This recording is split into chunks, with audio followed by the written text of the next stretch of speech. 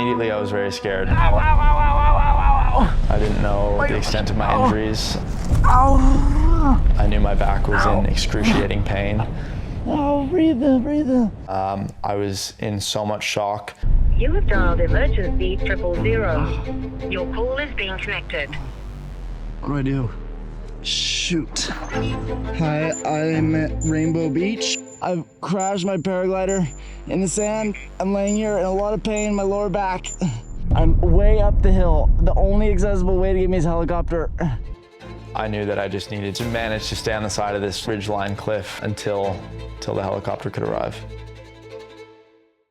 Yeah, we upped the task initially just as we arrived on nitrous. We knew that it was going to get dark by the time we reached Maverick. We rang the chief pilot, talked him through and sought approval to conduct the winch itself. We trained for a huge amount of different scenarios, and those scenarios could be difficult winch rescues at night using night vision goggles in bad weather, and hopefully we can get to the person. The winch had to be incredibly long because if the helicopter had been any lower to us, it likely would have caused a landslide erosion down the side of the cliff.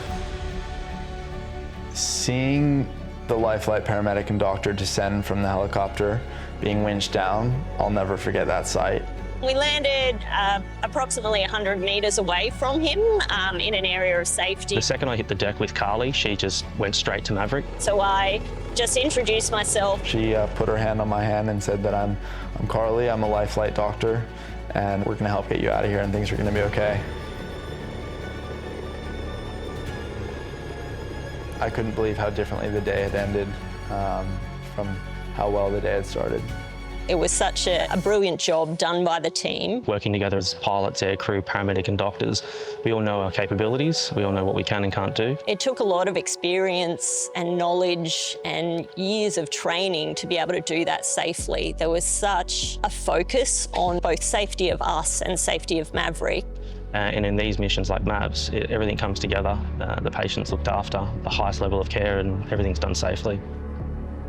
I've been flying rescue helicopters for about 25 years, and this was one of the most challenging rescues that I've had to do in my career. What was a really high-risk scenario turned into something that was cool, calm, and controlled.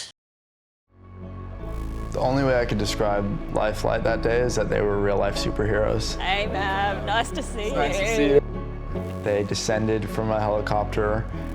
They assessed the situation, they pulled me away from the cliff, they treated me for the spinal injuries in my ankle, and they managed to get me out of the worst situation of my life.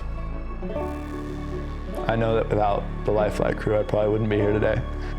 There's not enough words to say to let them know how grateful I am for what they did.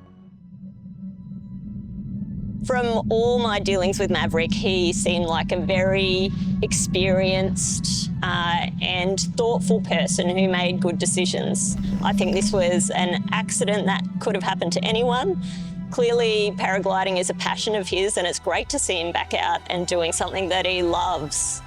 Absolutely, accidents happen, things go wrong, but it's all part of human nature to get out and test limits and push boundaries and explore. If you go out exploring and you need help, we're here to help you.